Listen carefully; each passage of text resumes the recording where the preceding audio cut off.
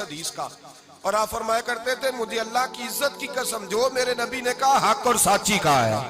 حق اور سچ کہا ہے۔ حضور سید عالم صلی اللہ علیہ وسلم نے فرمایا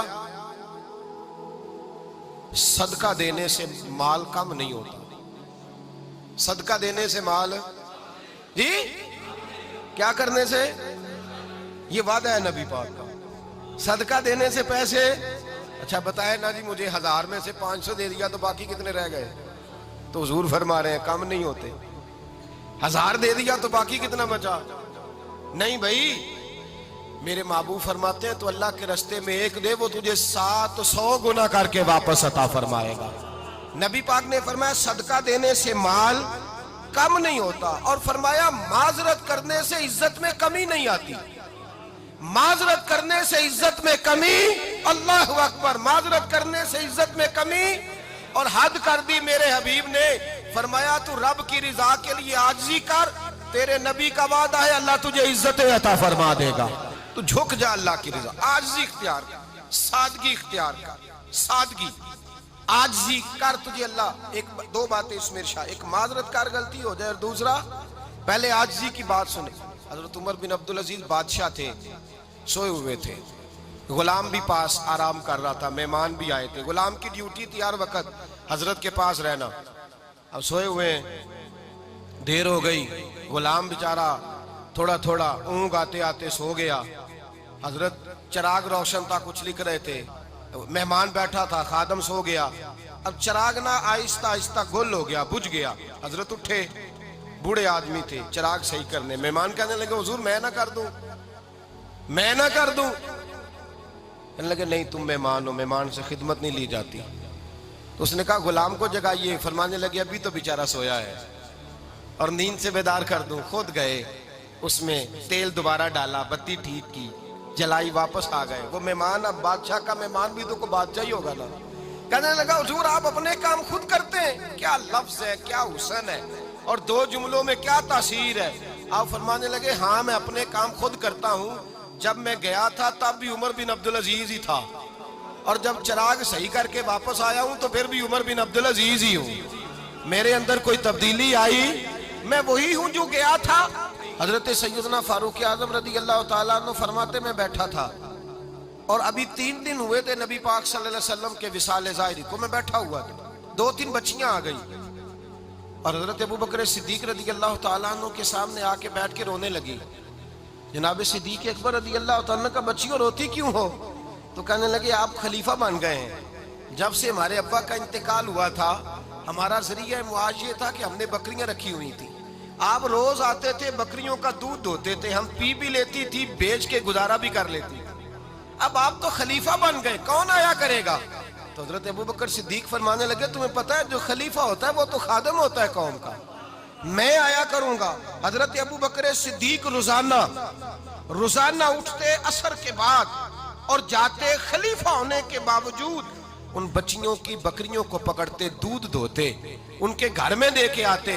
حضرت فاروق اعظم جب بھی دیکھتے تو کہتے ابو بکر تو پیچھے آنے والوں کے لیے رستہ بڑا مشکل کر رہا ہے، بڑا مشکل کر رہا ہے، جگر راہ وفا میں نقش ایسے چھوڑ آیا ہوں، میں جس منزل سے گزرا ہوں وہ اب تک یاد کرتی ہے۔ حضرت سلمان فارسی رضی اللہ تعالیٰ عنہ صوبے کے گورنر تھے، سادہ سا لباس پہن کر، سادہ سا، بس اسٹاپ پہ کھڑے تھے، جہاں سے لوگ اندر داخل ہوتے تھے، جہاں سواریاں باندھی جاتی تھی، آج ہم اپنے زبان میں اسے بس اسٹاپ کہتے، باہر کھڑے تھے،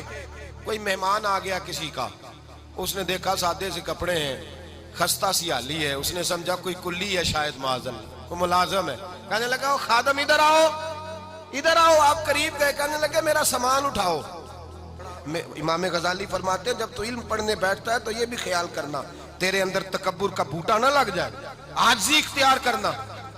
عاجزی، سر پہ رکھا ہوا ہے سامان، حضرت سلمان فارسی نے گورنر صاحب نے اس آدمی کا، مہمان کا سر پہ سامان رکھا اور جا رہے، سنو اور غور کرو، جب جا رہے تھے جو آدمی بھی ملتا گورنر صاحب ہمیں دے دے، مہمان پریشان ہو گئے، کہنے لگے حضور آپ گورنر ہیں، فرمانے لگے نہیں، یہ تو میرا دنیا داری کا نام ہے جو ان لوگوں نے رکھا ہوا ہے، اصل میرا نام وہی ہے جو تو نے لے کے پکارا ہے، اصل نام وہی ہے، تو نے کہا غلام ادھر آ، آپ فرمانے لگے پہلے میں ایک یہودی کا غلام تھا، پھر رب تعالیٰ نے فضل کیا تو میں محمد عربی کا غلام ہو گیا، رسول اللہ کا غلام ہوں، اور جب میں نبی پاک کا غلام ہوا ہوں تو اس سارے صوبے کا امام ہو گیا ہوں، تو اصل تو میں غلام ہی ہوا نا۔ دوسرا میرے نبی پاک صلی اللہ علیہ وسلم نے، ایک تو عاجزی سے عزت ملتی ہے، تکبر سے عزت، وہ جو بندہ جھجکتا ہے نا تیرے نیڑے جانے سے، تو کہتا ہے میری بڑی عزت کرتا ہے، وہ عزت نہیں کرتا۔ شیر کی عزت ہوتی ہے کہ خوف ہوتا ہے؟ بولے نا تو نہیں نہ ڈر لگتا ہوتی کو۔ شیر کا کیا ہوتا ہے؟ خوف، اس کی عزت نہیں ہوتی۔ تو درندہ ہے، درندوں کی بھی کبھی عزت ہوتی ہے؟ تو جو آدمی ڈنڈے کے زور پر لٹکا کے ڈنڈا اور وہ لوگوں سے عزت کرا رہا، تو بھائی یہ تیری عزت نہیں ہے، تیرا خوف ہے۔ عزت عاجزی میں ہے، انکساری میں ہے۔ اور دوسرا میرے نبی پاک صلی اللہ علیہ وسلم نے فرمایا عزت معاف کرنے میں ہے۔ عزت کس چیز میں ہے؟ بدلہ لینے میں عزت، یہ حقائق ہے۔ عزت بدلہ لینے، جس نے ایک تھپڑ کے جواب میں 2 مارے وہ باعزت نہیں، بلکہ مسند امام احمد بن حنبل پڑھی، حضرت موسیٰ علیہ السلام کوہ طور پہ کھڑے، میرے رسول پاک علیہ السلام فرماتے ہیں جناب موسیٰ علیہ السلام نے اللہ کی بارگاہ میں عرض کیا، اے اللہ ساری دنیا کہتی ہے ہم عزت والے ہیں، ہم عزت والے، من اعز عبادک یا اللہ، اے اللہ تو بتا تیرے بندوں میں عزت والا کون ہے؟ تو حضرت موسیٰ کہتے ہیں رب کریم نے فرمایا اذا قادرا غفارا، جس کے پاس بدلہ لینے کی طاقت ہو پھر بھی معاف کر دے وہ بڑی عزت والا ہوا کرتا ہے۔ جو اینٹ کے جواب میں پتھر مار سکتا ہو،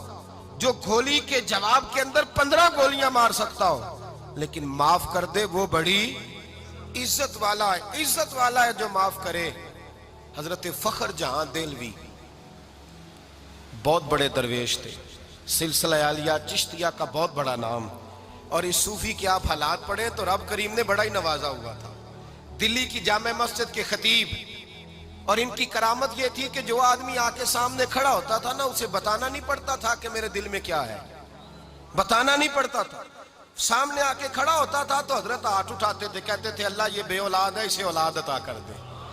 دوسرا آ کے کھڑا ہوا، خوشی نہیں ہو رہی آپ کو؟ دوسرا آدمی کھڑا ہوا، دوسرا آدمی، اس نے آ کے کہا دعا کے لیے سامنے کھڑا ہوا تو حضرت کہنے لگے اے اللہ بیمار ہے، وہ کہتا میرے دل میں بات تھی مجھے بتانی نہیں پڑی، اتقوا فراست المومن فإنہ ینظر بنور اللہ، نبی پاک نے فرمایا مومن کی فراست قلبی سے ڈرا کرو، وہ تو اللہ کے نور سے دیکھتا ہے۔